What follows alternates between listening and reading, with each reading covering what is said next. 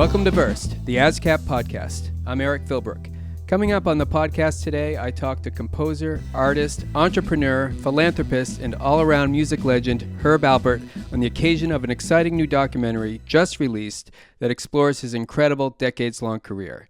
We also chat with Benjamin Groff about how to find and develop your identity as an artist. But first, kicking things off is my very special co-host. She's a composer, multi-instrumentalist, dynamic vocalist, recording artist, and one of today's most exciting jazz ambassadors.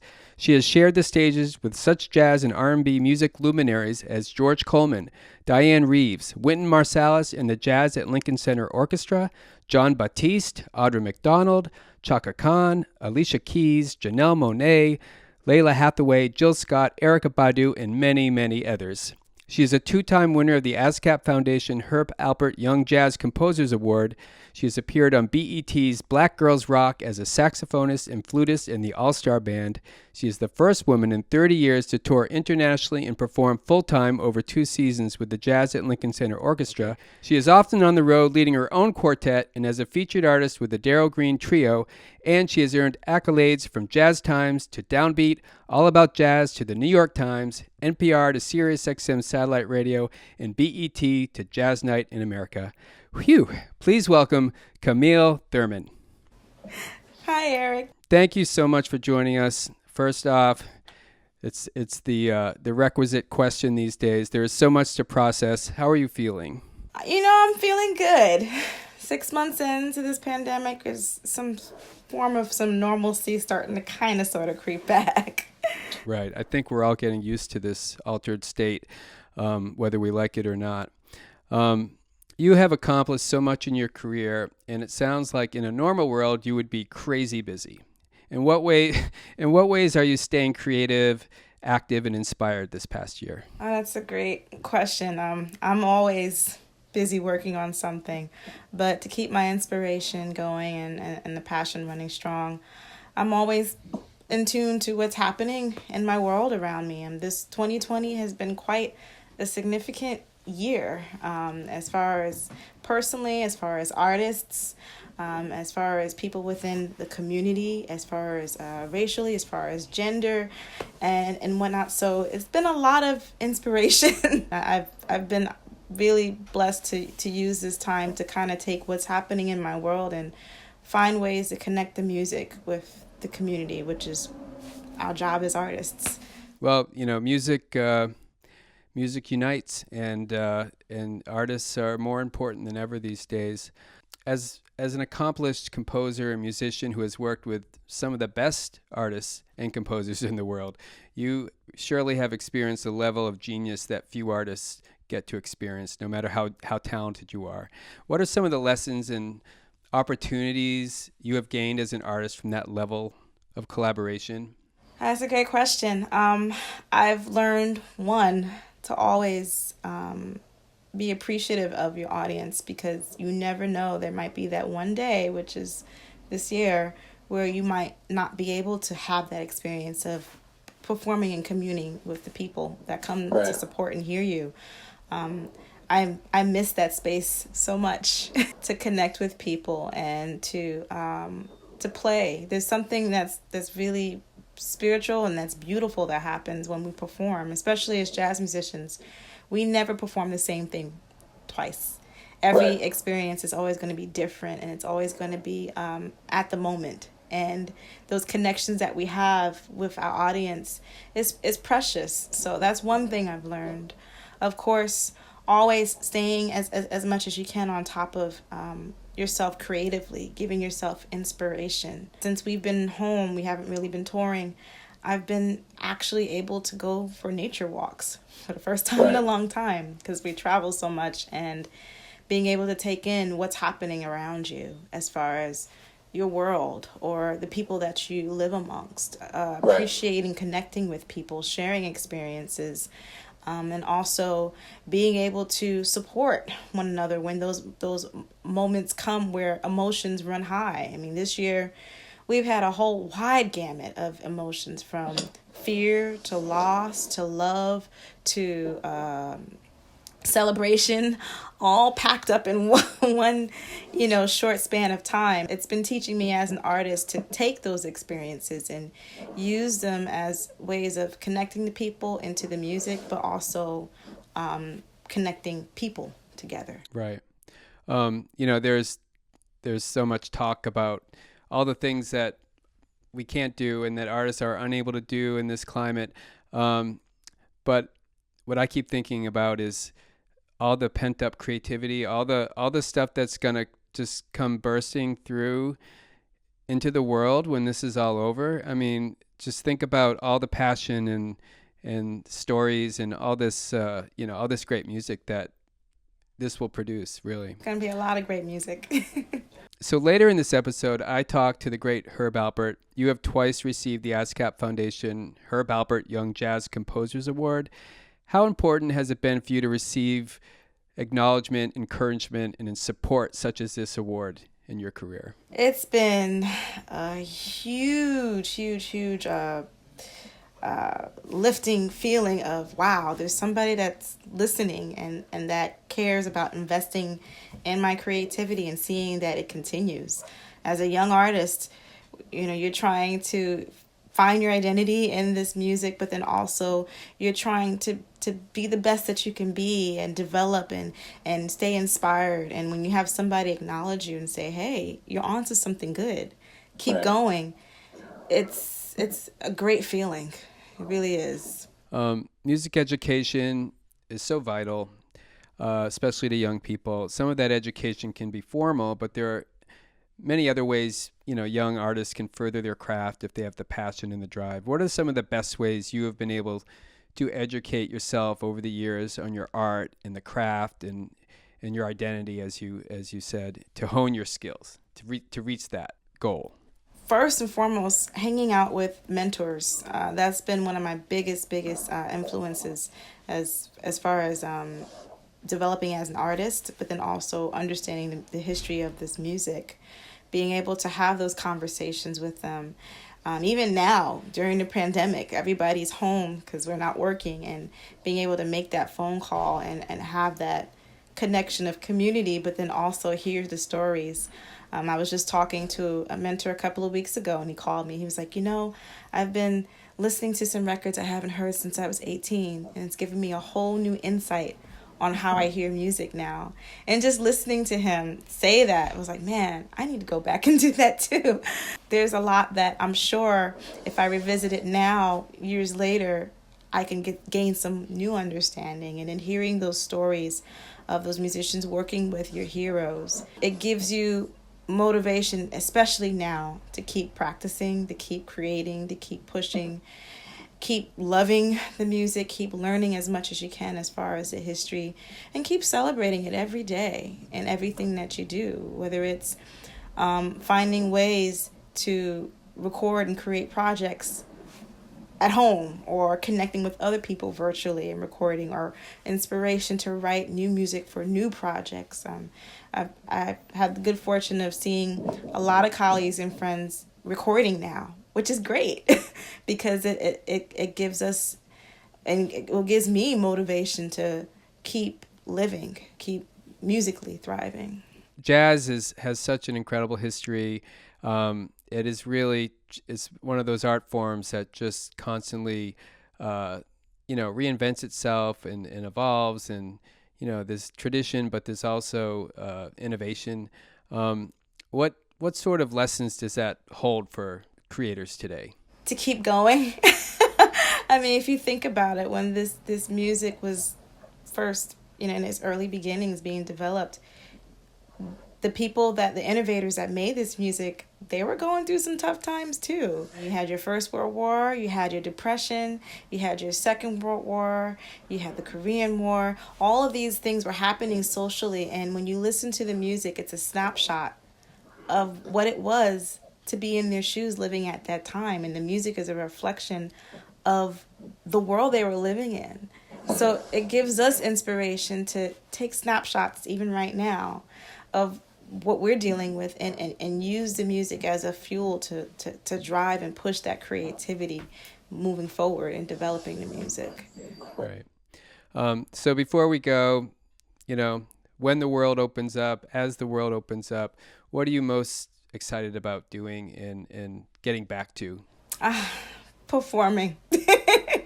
I'm most excited about being able to get back on the stage and create, play with the band in person, share those experiences through our instruments and connect with the audience and have that levitating feeling we always get when we play and perform. Right. Well, we can't wait to hear what you have to share. Thank you, Camille. Thank you. Hang in there, keep the music flowing, and we'll see you out on a stage somewhere, hopefully soon. Thanks so much for having me. One of the most accomplished artists in the music industry, Herb Alpert has sold over 72 million records and co-founded A&M Records, one of the most successful independent music labels in history, and home to such artists as The Carpenters, Quincy Jones, Cat Stevens, and Peter Frampton.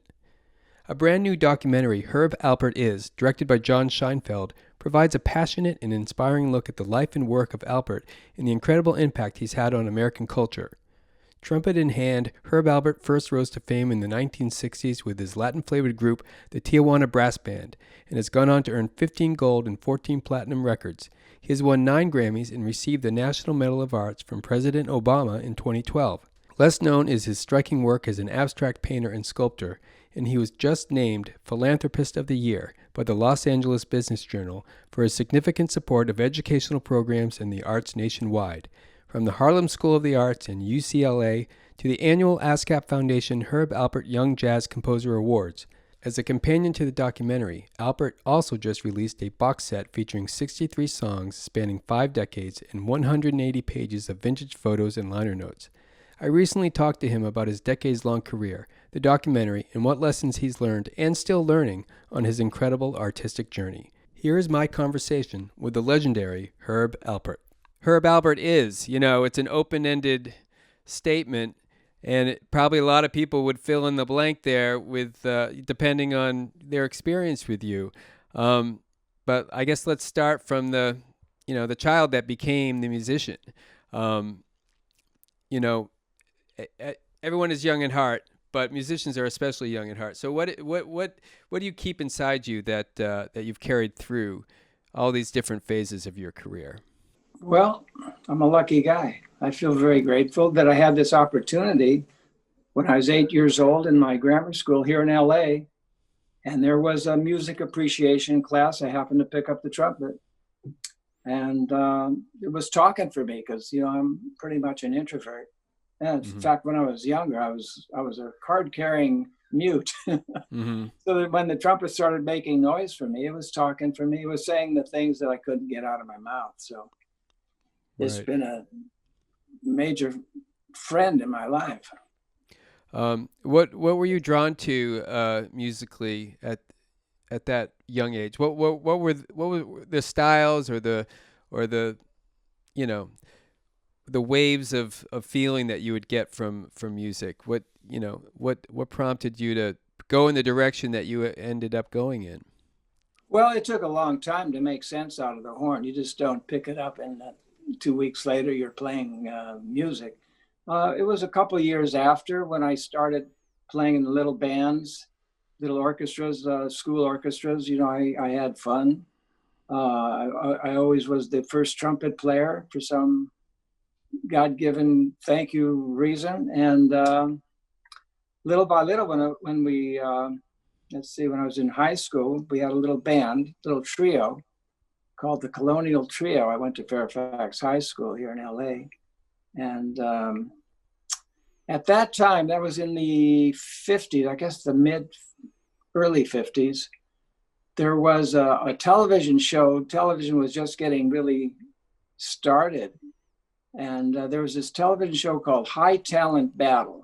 And they pitted the different high school musical groups against each other. And we entered this show and we won 12 weeks in a row. Wow. So with that type of exposure, not that there were a lot of people watching TV, but the people that did watch it, there was, monster visibility. So we started playing weddings and parties, and little by little people started coming up to me saying, "Man, I like the way you play."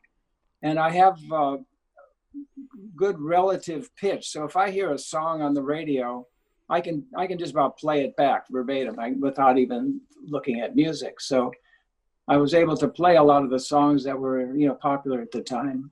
Right. At these parties.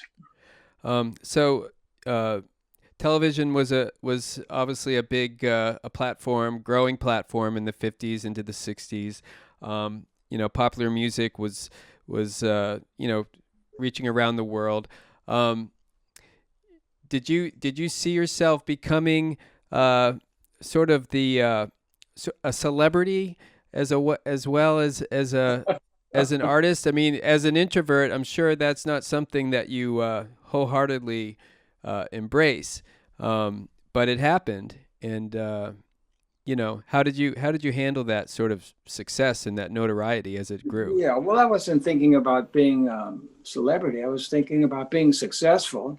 Mm-hmm. And it took, quite a bit of thought and effort because, at one point I started trying to play like Harry James and trying to play like Louis Armstrong and Miles Davis and all my favorite trumpet players. And then I had the aha, like, who in the heck wants to hear that? I mean, they've already done it. So I got to come up with my own voice. And that's what I worked on. I worked on trying to find my sound, my particular sound. And it happened around 1959 or so when I heard Les Paul and that record he did called How High the Moon with his wife. Right. And he was layering his guitar many times and got this really interesting sound. I had 2 tape machines at home, and I started doing that with the trumpet. And little by little, I hit on a sound that it kind of gave me that feeling of bingo. I think I've hit on something. And that was basically the sound of the Tijuana Brass. Right. Yeah. I love the quote that is in the trailer for the new documentary where you say you don't think people listen with their ears, they listen with their soul. Absolutely. No doubt about it. You want to just elaborate on that a little bit? Yeah, I think all art is the thing that's so seductive about art, whether it's sculpting, painting, dancing, acting, making music. It's all in that mystical field because you really can't not identify exactly why you like something. Mm-hmm. And if you think too hard about it, you'll miss it. It's like I always use the example of standing in front of a Jackson Pollock painting. And if you try to analyze it and try to say, hey, man, what do you think he was thinking? You think he was but there, I was there. No, it won't work. You got to just take it in, let it wash over you, and you'll either get it or you won't. And it's okay if you don't get it. But if you try too hard to analyze it, you're not going to get it. Just like when you hear a Miles Davis solo. It's one of those things that's in that other dimension. It's like it'll either touch you or it won't. But if you try to analyze what he was doing and why you particularly like the song, it's a different way of experiencing art. Right. So the director of the new documentary, John Scheinfeld, fell in love with your music as a young man. How closely did you work with him in terms of shaping the story? There's so much material. There's so much to tell. Did you just leave it up to him to kind of like, pick and choose what he felt really told the story, or did you want to sort of make sure there were certain things in there that were important to you, that meant a lot to you? Well, first off, I wasn't looking to do a documentary. I've been approached over the last maybe 20 years by several different directors, and it was just never an interest of mine. I didn't think it was necessary for me to do that, and I didn't want to go backwards. I like living in the now and forward, opposed to getting into the past. Right. When I met John and I saw the work that he did, with the Nielsen, Harry Nielsen especially did the one documentary, and the one with Coltrane, and John Lennon and a couple others. It was like, I'd like to meet this guy. So we met, and he's easy to be with. He understood my plight. I think he understood my story. He liked my music. And we started talking about possibilities of doing something. I wanted to do something that would be engaging for people to look at. Right. And he seemed to fit the bill. So I got excited about doing it. My wife, Lonnie, felt really comfortable. So we went ahead with it. And I think the story as it unfolded reveals a lot of things that I wasn't really expecting to reveal, but I was okay with it, because I think the magic of the documentary is in 1962, with the Lonely Bull, we started A&M Records. Right. And then had this enormous success selling records with the Tijuana Brass. And at some point, around 1969, I reached the point where I had the American dream come true. I hit the brass ring, man. I had it. I did it. I was rich. I was famous, and I felt terrible. Not terrible. I wasn't happy. I didn't feel good with myself, and I had to work my way out of that. And I thought that would be when I saw it on the screen, and I saw the footage that he dug up.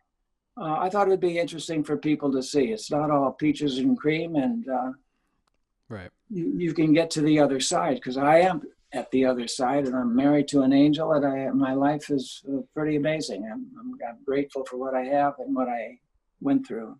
Well, that's to be celebrated for sure. I just want to ask briefly about A&M Records. I mean, it's just one part of your story, but it's a big story unto itself.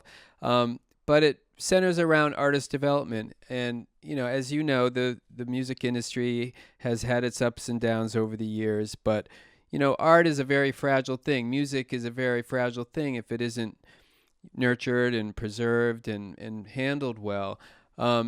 At that time, why was it important for you to get involved in artist development? As you were already a musician, but you kind of stepped out of that role and really created an opportunity for other artists to sort of live their creative dreams. Well, I wanted A&M to be all about the artists, because I recorded for a major company before A&M. I was with RCA Victor, and I didn't like the way they were treating me. I mean, I was treated like a number. And I had an experience there that I show in the documentary, where I was listening to a playback of one of the recordings I did in their studio, which was very cold, by the way. It was like white on white on white on white. And so I was listening to this playback, and I wanted to hear a little bit more bass. So I went to the console, I lifted up the bass track, and the engineer slapped my hand, and he said, "Don't ever touch that again. This is a union board, and we can all get in trouble. And I don't even get near this, Anyways, I filed all that information. I didn't like the way I was being treated, and I thought, man, if I ever had my own company, I would certainly make it artist first, and that's what A&M was.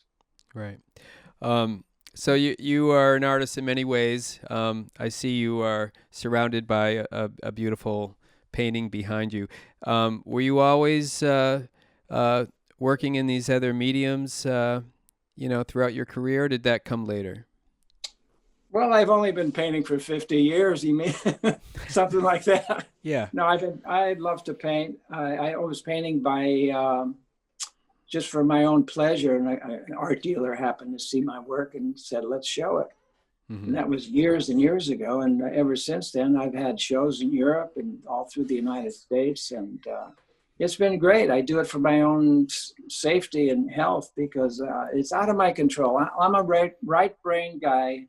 Right. I'm 85% in the right side of my brain, and I wake up each morning excited about what I'm about to do. I love blowing the horn, practicing the trumpet, because as a musician or as an artist, you never get to the end product. It's always a pebble at a time. You creep up on it, and you're not expecting to find perfection, because we all know that doesn't exist. So I'm always looking for that next little plateau on the trumpet, as a painter, as a sculptor. And that's what makes it so engaging to be part of it. I just love the process. Excited about waking up in the morning. Well, you're certainly paving the way for other young artists to wake up and be excited for for their days ahead of them. I'm talking about your work in giving back and making sure that new generations of artists have or young musicians have an education. Because music education isn't always valued in universally as it should, but it's so important. You support an ASCAP Foundation program called the ASCAP Foundation Herb Alpert Young Jazz Composer Awards. ASCAP is super appreciative of that program, and we give these awards to young composers at different ages. And why is it important for you to make sure that young people have a chance to sort of develop their craft? Well, first off, I think musicians are the heart and soul of our democracy. I think we spread joy. We spread something that is so very, very special in our society. And I love jazz because jazz is the perfect expression. We're all looking for freedom and freedom of expression, freedom of innovation. And that's what jazz is all about.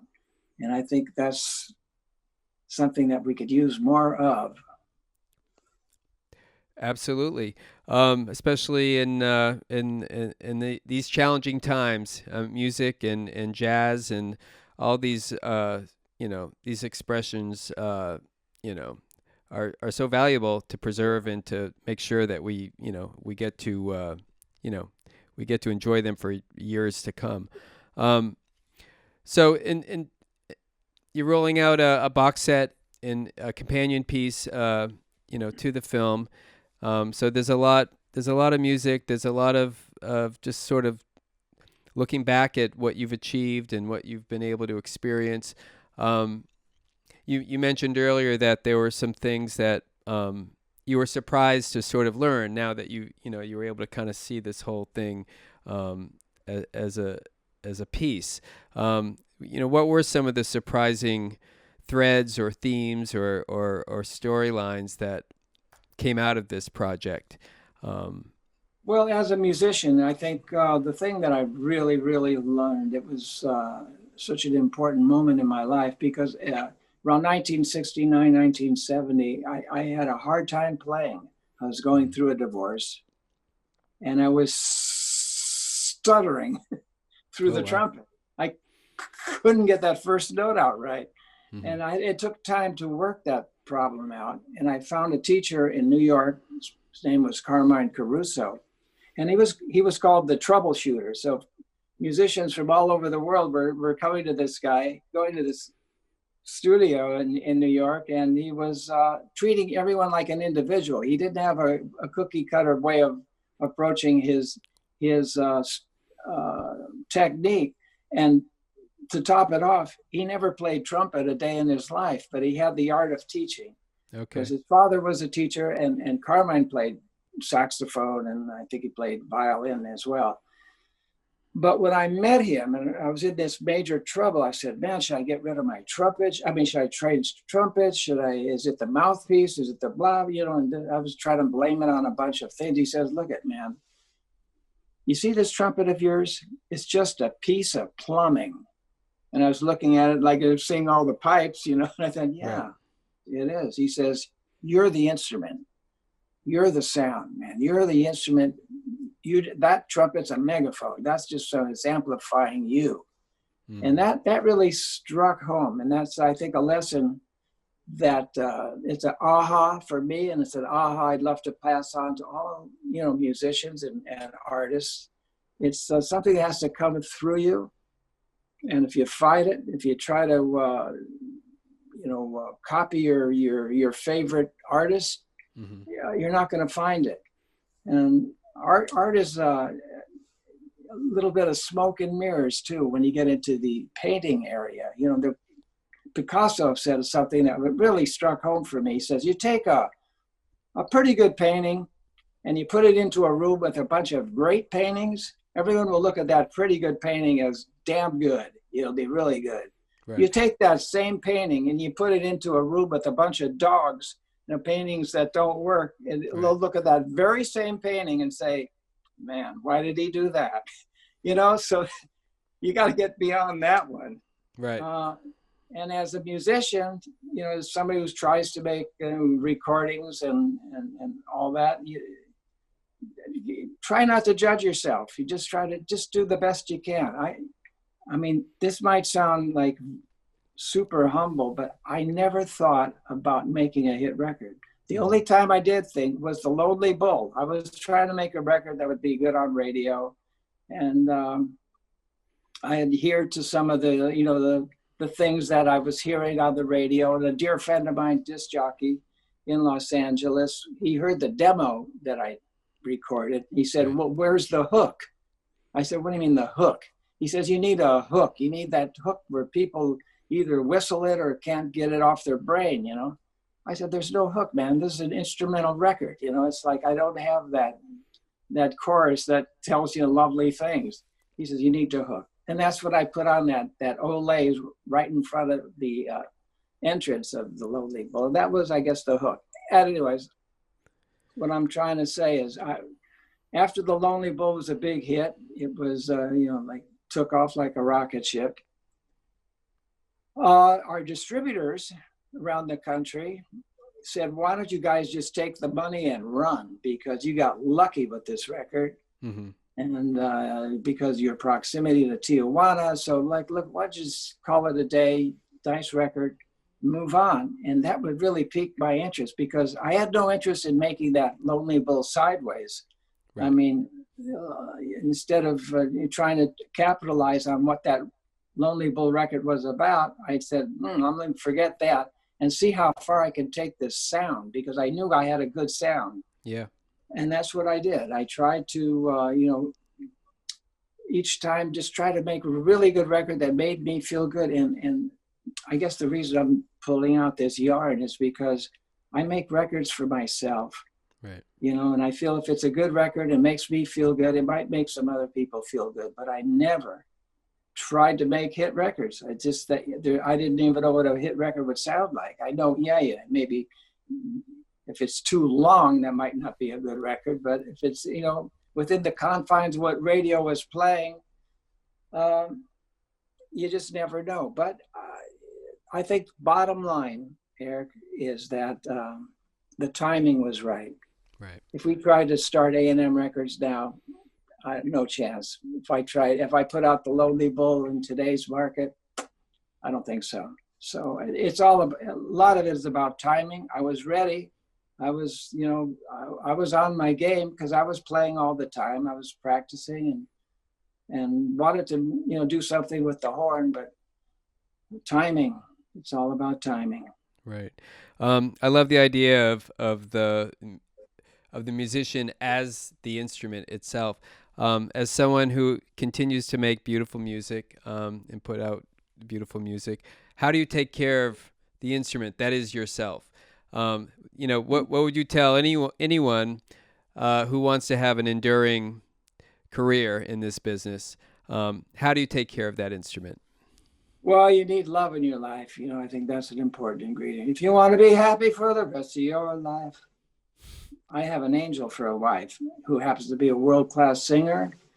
She supports my stuff and we have an amazing relationship. So I'm very happy in that area. I try to be authentic and honest. I'm basically a jazz musician at heart. I try to be as creative as I can possibly be when I'm recording. And I have fun doing it. I'm not doing it for any other reason other than it's out of my control, actually. Right. I'm you know, making all sorts of music that I have a stockpile of things that I haven't released yet. But I had the process of recording is what gets me off, and the process of painting is the same, and sculpting as well. It's like something I have to do. I think it would be hard for me not to even play the horn anymore. I've been doing it since I was 8. Like I said before, you never get to the end product, and so I'm continually trying to inch up on it and see what I can do to get to that next level. And Wow. I've met some great musicians in my day, jazz musicians, and they all had a little different yarn, a little different story to tell about how. But I always asked them, "What are you thinking about when you're playing jazz?" And a dear friend of mine was Stan Getz, who was one of the most beautiful musicians. I mean, he was a genius. Mm-hmm. And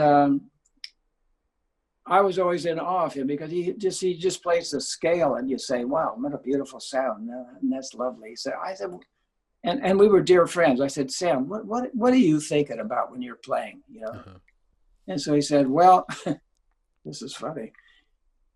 He said, "I think like I'm in front of the Wailing Wall in Jerusalem, and I'm praying." Right. Well, playing music is a form of praying for sure. Well, I just want to say, thank you for being part of the ASCAP family. You've given back so much to music and the community of music creators. This film is a celebration. It's a joyous occasion for you, but for anyone who loves music and we can use as much happiness and joy in our lives as we can these days. I hope a lot of people see this film. It's a great story, and it's a real honor to be able to talk to you today. Great, man. I appreciate it. Thank you so much for those kind words.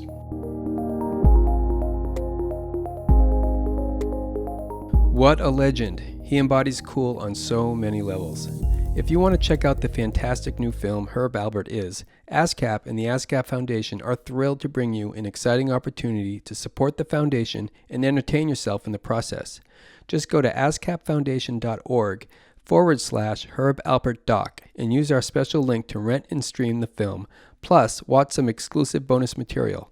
50% of the proceeds will be donated to the ASCAP Foundation to help nurture the music talent of tomorrow. Are you a jazz composer under the age of 30? Submit a new original work for the ASCAP Foundation Herb Alpert Young Jazz Composer Awards, an honor granted annually to encourage talented jazz composers during the earliest stages of their careers. Winning composers will receive a monetary prize. Just visit ascap.com/Herb Alpert app. The deadline is December 15th, 2020. Now I'd like to pass the talking stick over to my intrepid cohort and ASCAP Deputy Editor, Eitan Rosenblum.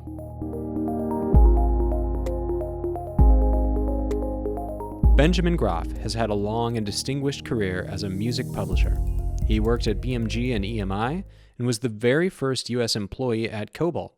Over the years, he's signed major songwriters like Kelly Clarkson, The Lumineers, Savin Katecha, Greg Kurstin, Big Frida, Tiesto, Ryan Tedder, and many more.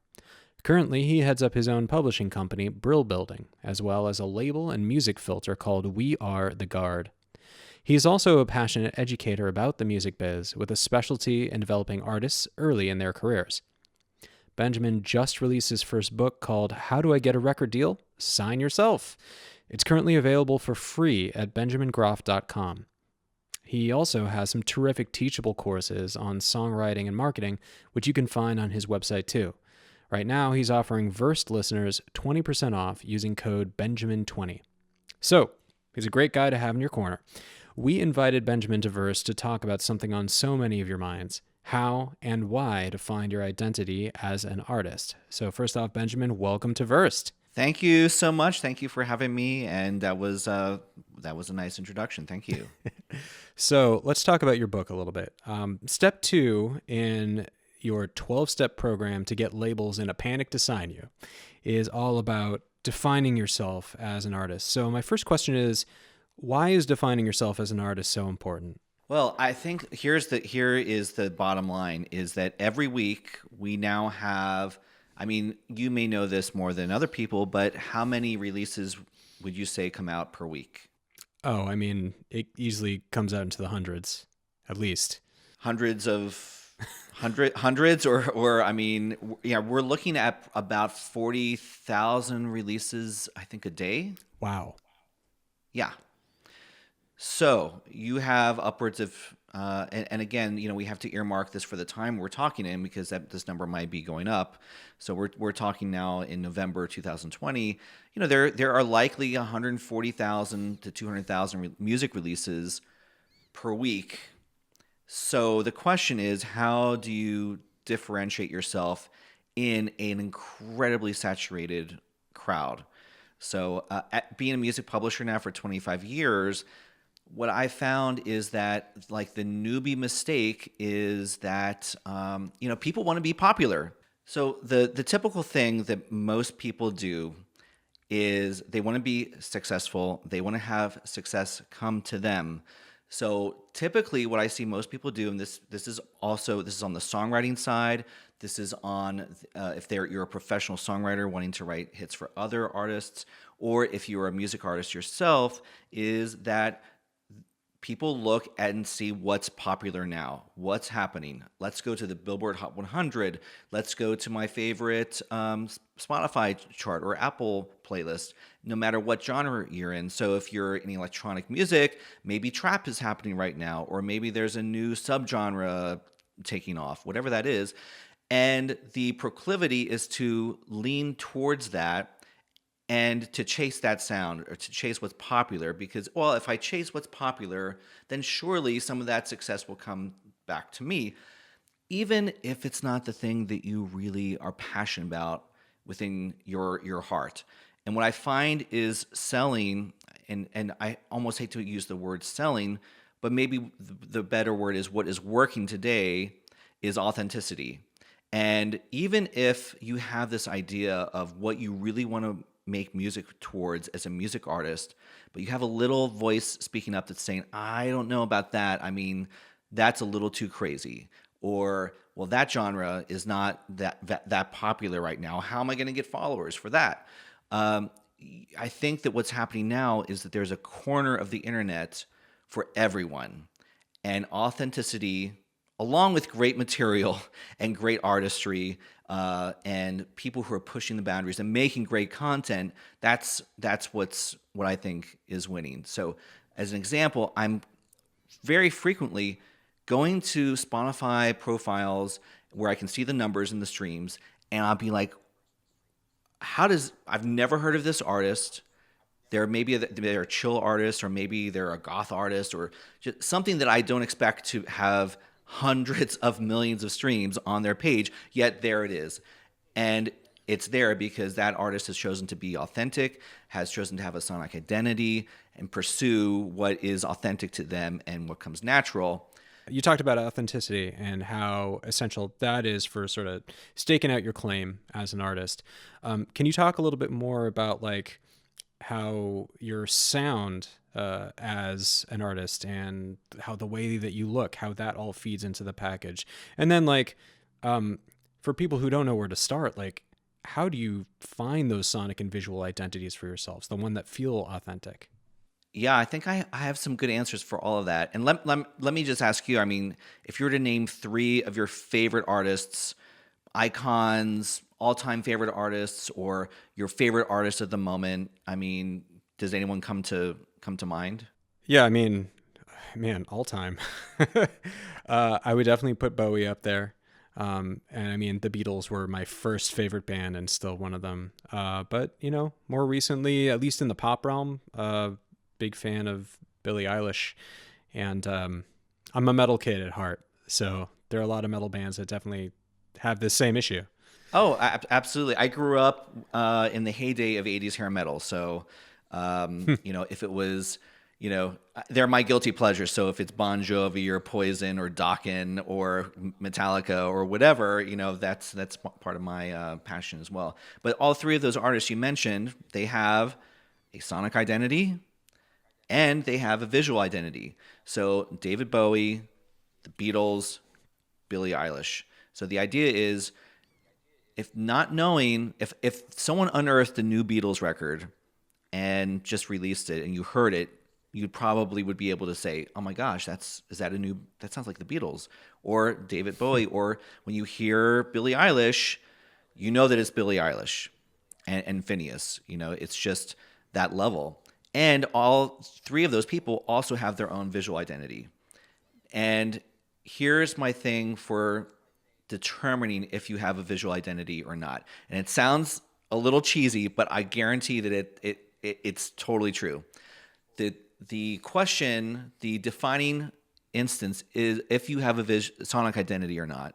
Or let me say that if you have a visual identity, here's the test. Can you dress up like yourself for Halloween?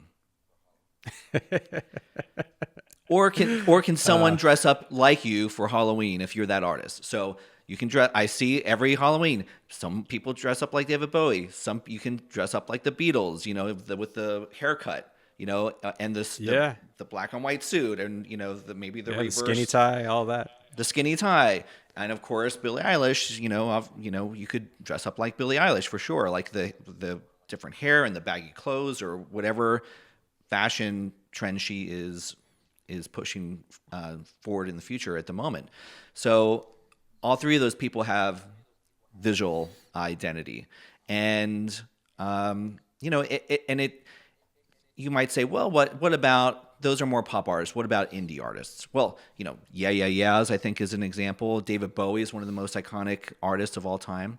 So I think that even Iggy Pop, he has a visual identity, which is he is ripped. He has 3% body fat, wears jeans, and is just, you will, if Iggy Pop is walking down the street, you will know it's Iggy Pop. And you could probably, if you went to the gym for 365 days a year for 5 hours a day, maybe you could look like Iggy Pop. I don't know.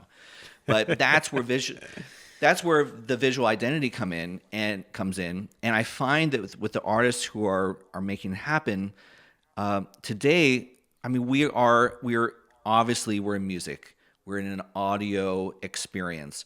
But even more so today, we're in a visual experience as well with Instagram, with TikTok. And I feel that those people who are making a commotion are as much a visual artist as they are making statements and also being on the fringe or doing adventurous and edgy things visually as they are on the audio side. Interesting.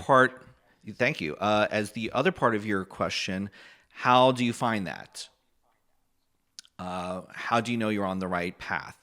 And it's my experience that most artists already know the answer. They're just maybe a little scared to tap their foot in that water because we have this thing called, and this is another Seth Godin and actually Stephen Pressfield concept called the resistance. It's more Stephen Pressfield. I highly recommend every artist or every musician to read a book of his called The War of Art. It's a spin on the art of war. So it's the War of Art. And in this book, he expresses something called the resistance. The resistance is that little voice in the side of our minds that when we're about to do something risky or edgy or important work that says we come up with an excuse. Or we say, oh, that's too crazy. Or my parents are going to disown me. I can't do that. I can't say that. That's against my congregation won't let me, like whatever belief systems we have about ourselves, the resistance speaks up and starts giving excuses. Especially when we get towards the point of actually releasing that material to the world. I've worked with artists where the day before release, we can't release this. I'm tired of this album. We're not going to release it. It's I don't want to do it. And the resistance really starts speaking up when you start getting closer and closer to actually putting it out there into the universe. And there's some biological things behind that and reasons for why the resistance is so strong. But my hunch is most artists and songwriters already know the direction they want to take. They just may feel that they need the resistance to be quieter. And in Seth Godin's words, you don't need more genius, you need less resistance. I'm thinking about like concrete steps that someone can figure out.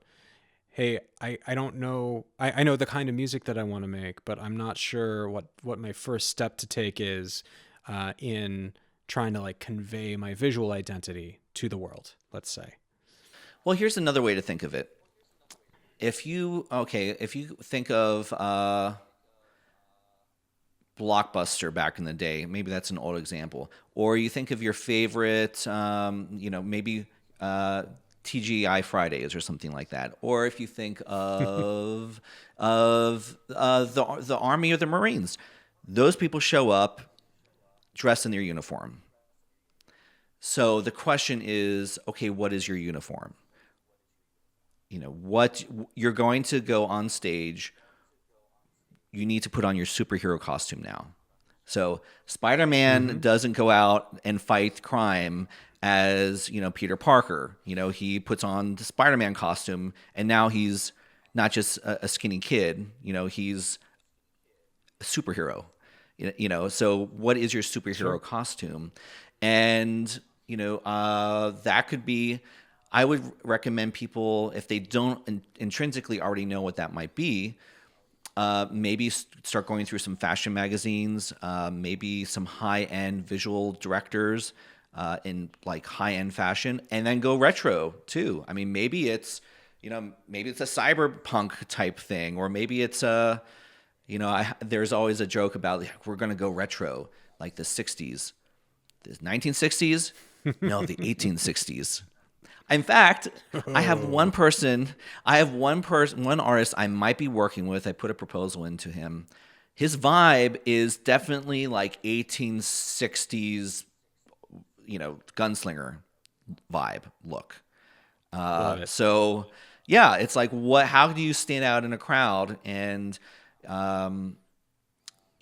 like if it's a rock band like the Hives, or even, U2, it doesn't have to be like crazy. If you look at the Lumineers were a band that I fortunately signed on the publishing side. They have the suspenders. The one guy has the suspenders. The one guy has like the fedora kind of thing. And that's kind of a look. It doesn't have to take much. I think that as creative people, you have to be open to being knowing what's culturally relevant and what's happening. So I think, Sure. and I think that happens in genres. I think that if that goes to visual identity, I mean, maybe the most go-to person who does it consistently is someone like Madonna, who not only switched up her sound and was on the forefront of what was happening musically, she was also on the forefront of doing things visually. And like, I don't know, in Alphabet City or Brooklyn at the time, I don't know if Madonna created that look in the early 80s, that she's initially was famous for. Maybe that was already happening and she picked up on it, or maybe she created it. I'm sure the answer's out there somewhere. But I think it's being aware of what's happening and figuring out what your superhero costume is and trying it out. Artists, at least before COVID, they had way more opportunities to just try out different looks and such, to see what people responded to, what they themselves felt right in. But what about songwriters, where your main job isn't necessarily going out and performing and being in front of people, being perceived? So as a songwriter, how do you carve out your own space when you aren't necessarily the artist for the music you're writing? So this is a sonic identity space? Sure. Like, have you run into... Yeah, so there are a ton of songwriters, many of which you've worked with, I know, that like they'll have a specific, like a signature production style or like a little thing, a quirk that they like to do. How do you like in a professional setting find out what's my thing as a songwriter? Do I need a thing? Yeah, and I would say if you want to be one of the best, and if you want to be a star in that lane, then it's super important. If you just want to be what I would call a jobber, like a professional 9 to 5 songwriter, then finding your sonic identity may not be as important because you can make a pretty good living as a professional songwriter, kind of falling right behind the trend and doing what's working. But I don't think that's going to work for someone like, it's probably not going to work for someone like Timbaland, or someone like Pharrell, or someone like Sophie is someone who I worked with in the past who's incredible. And part of that Sophie. is, yeah, absolutely. And I don't think those people can do anything other, well, they could, but they would choose not to. They were kind of born into this. That's what they hear, or if I were to guess. And to do anything other than that would be a sellout, if you know what I'm saying. I don't think those people would say, "Oh, rock music is back in favor now. I've got to drop my synths and like learn how to play guitar." Maybe, I don't know, but I think that it is intuitively what they do, and that's also what makes people. I think sometimes you're also just born with that, and born with that intuition as well.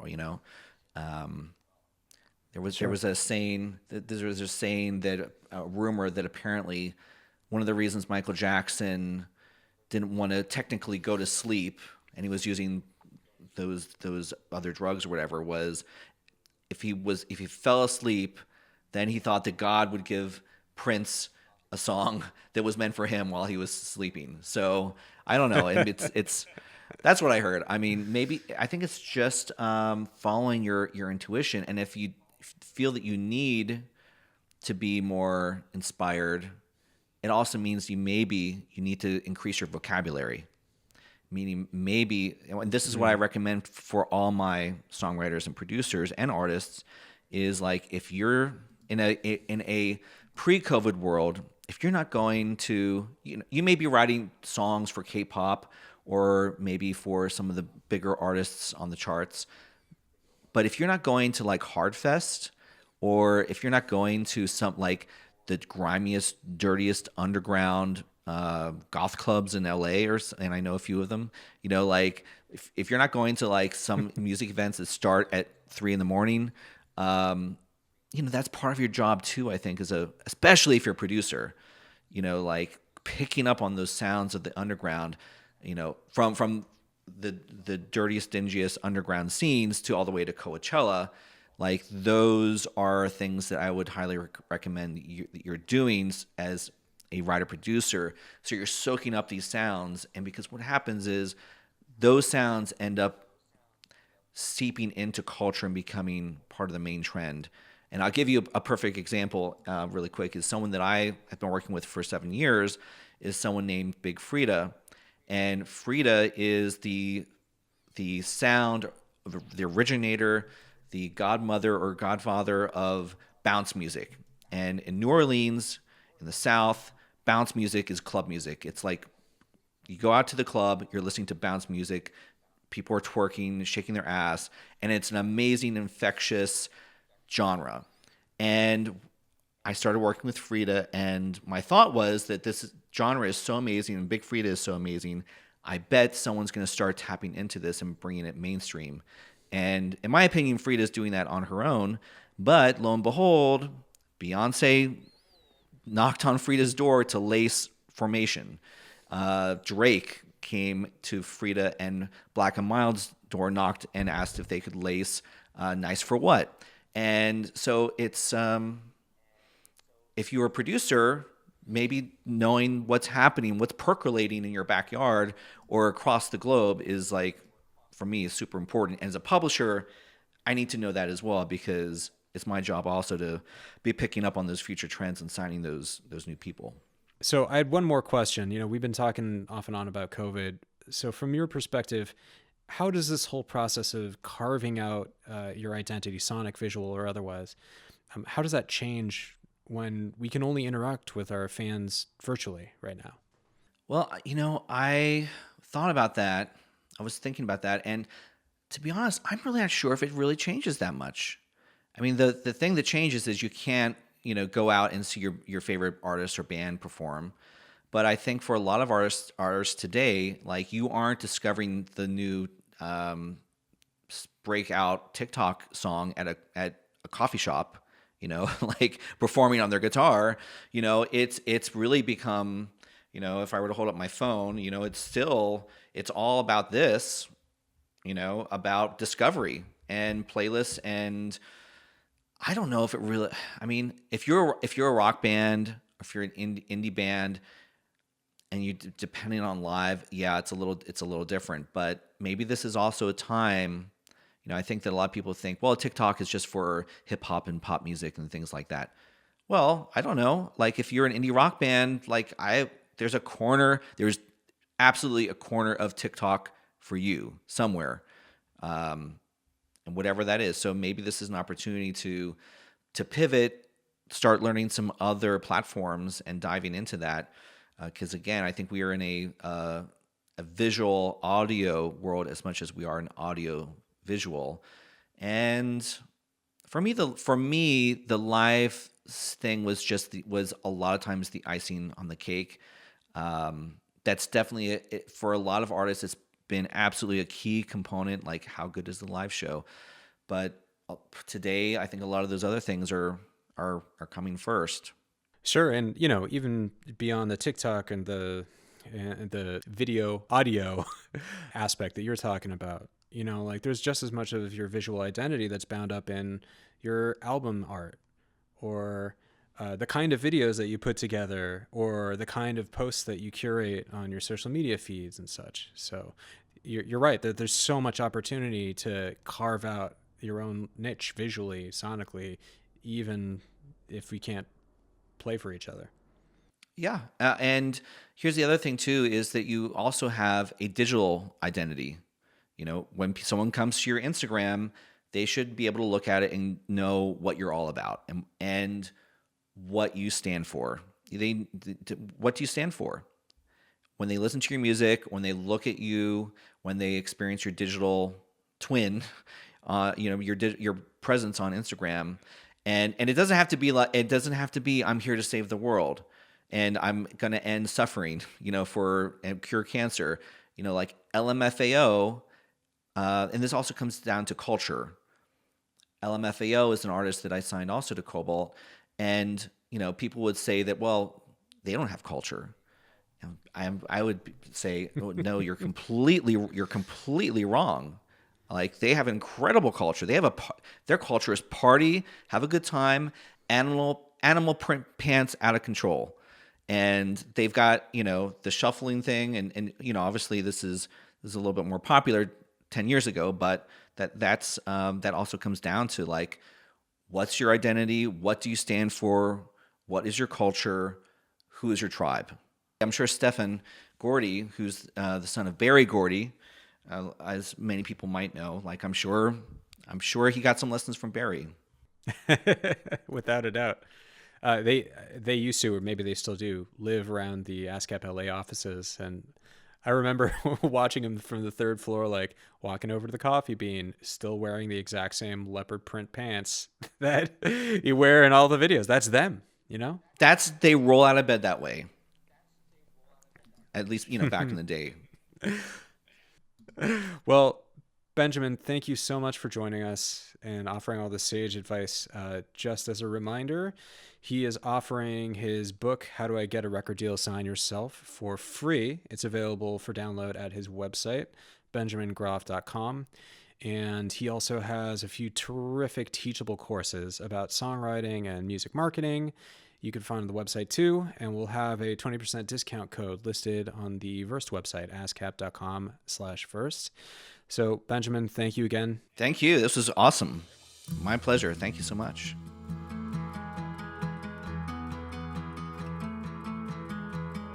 Well, that's a wrap. Thanks to everyone who made this podcast possible. Camille Thurman, Herb Alpert, Benjamin Groff, The Midnight Hours, Adrian Young, and Ali Shahid Muhammad for our theme music, Rachel Choi for graphic design, Kate Cordova for social media support, and Benjamin Keynes of SightSense Productions for audio and video editing. If you'd like to check out our show notes, visit ascap.com/versed. And if you like what you hear, subscribe, rate, and comment on the show on your favorite streaming platform. Share the show on social media. Subscribe to ASCAP on YouTube and follow us on Instagram, Facebook, and Twitter. And finally, thanks for listening. Keep the faith, keep the music flowing, and we'll see you back here next time.